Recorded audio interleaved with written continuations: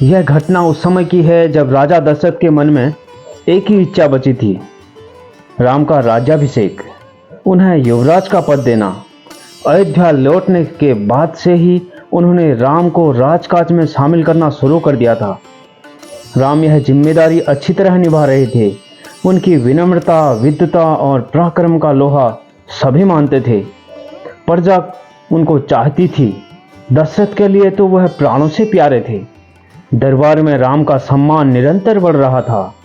राजा दशरथ वृद्ध हो चले थे। मुनि वशिष्ठ से विचार विमर्श के बाद एक दिन उन्होंने दरबार में कहा, मैंने लंबे समय तक राजकाज चलाया, जैसा वन पड़ा, अब मेरे अंग शिथिल हो गए हैं, मैं वृद्ध हो चला हूँ। मैं चाहता हूँ कि यह कार्यभार राम को सौंप दूँ। अगर आप सब सहमत हों तो राम को युवराज का पद दे दिया जाए। अगर आपकी राय इससे भिन्न है तो मैं उस पर भी विचार करने को तैयार हूँ। सभा में तुमुल ध्वनि से राजा दशरथ के प्रस्ताव का स्वागत किया गया। राम की जय जयकार होने लगी। दशरथ थोड़ी देर तक सुनते रहे।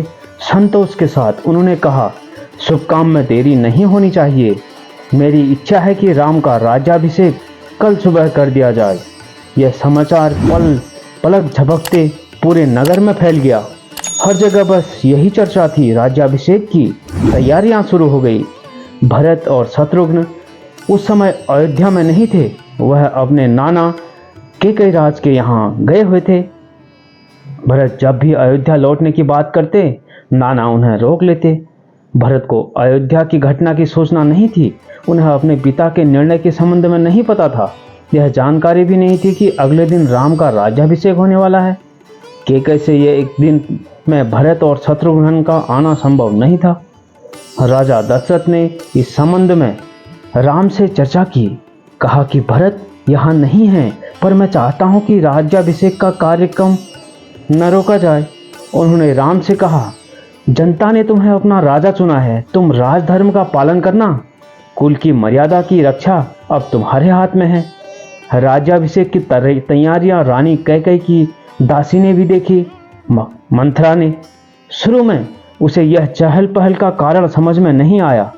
उसने इसे कोई अन्य अनुष्ठान समझा। इतनी रौनक, ऐसी सजावट, ऐसा कुछ उसने अन्य अनुष्ठानों में नहीं देखा था। उन्हें अचंभा हुआ। फिर उसने रानी कौशल्या की दासी से पूछा। उसे तब पता चला कि कल राम का राज्याभिषेक होने वाला है। यह उत्सव उसी के लिए है। मंथरा जल भुन गई। राम का राज्याभिषेक उसे षड्यंत्र लगा। कैकेयी के विरुद्ध। वह कैकेयी की दासी थी। बचपन से कैकेयी का हित उसके लिए सर्वोपरि था। मंथरा उसे अपना हित मानती थी। वह कैकेयी की मुँह लगी थी। रानी कैकेयी भी उसे बहुत मानती थी। क्रोध से आग बबूला मंथरा रनिवास की ओर भागी। सीधे कैकेयी के कक्ष में वह हाँफ रही थी। क्रोध से चेहरा लाल था। भागने के कारण सांस उखड़ रही थी। उसने रानी कैकेयी को सोते हुए देखा। किसी तरह से स्वयं को संभालते हुए मंथरा ने कहा, अरे मेरी मूर्ख रानी, उठ, तेरे ऊपर भयानक विपदा आने वाली है। यह समय सोने का नहीं है। होश में आओ, विपत्ति का पहाड़ टूटे, इससे पहले जाग जाओ। रानी कैकेयी नींद से चौंक कर उठी। उन्हें मंथरा की बात समझ में नहीं आई। बात क्या है, तुम इतना घबराई क्यों हो? सब कुशल तो है? उन्होंने पूछा। कैसा कुशल, कैसा मंगल? सब अमंगल होने वाला है। तुम्हारे सुखों का अंत। महाराज दशरथ ने कल राम का राज्याभिषेक करने का निर्णय लिया है। अब राम युवराज होंगे। यह तो बहुत शुभ समाचार है, कैकेयी ने कहा। कैकेयी ने प्रसन्नता से अपने गले का हार उतारकर मंथरा को दे दिया। मैं बहुत प्रसन्न हूँ। राम युवराज पद के लिए हर तरह से योग्य हैं। रानी, तुम्हारी बुद्धि फिर गई है।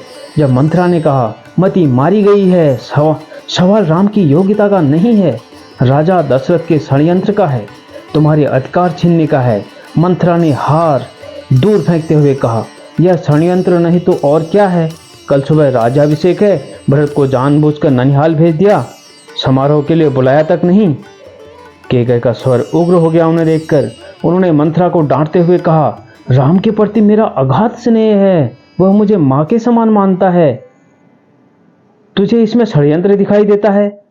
इसमें षड्यंत्र नहीं है। राम के बाद भरत ही राजा बनेंगे। राज सर्वदा ज्येष्ठ पुत्र को ही मिलता है। मंथरा पर इस पर फटकार का कोई प्रभाव नहीं हुआ। उसके लिए यह दशरथ का षड्यंत्र था। वह रानी कैकेयी के पलंग पर बैठ गई, उनके बहुत निकट। कैकेयी के चेहरे की ओर देखते हुए उसने कहा, तुम बहुत भोली हो, नादान हो, तुम्हें आसन्न संकट नहीं दिखता। दुख की जगह प्रसन्नता होती है। इस बुद्धि पर किसी को भी तरस आएगा। समझो रानी, राम राजा बने तो तुम कौशल्या की दासी बन जाओगी। भरत राम के दास हो जाएंगे, वह राजा नहीं बनेंगे। राम के बाद अगला राजा राम का पुत्र होगा। अनर्थ को अर्थ समझने की मूर्खता मत करो रानी।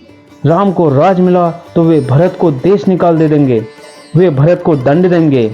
इस तिरस्कार से भरत की रक्षा करो रानी। कोई ऐसा उपाय करो कि राजगद्दी भरत को मिले और राम को जंगल भेज दिया जाए।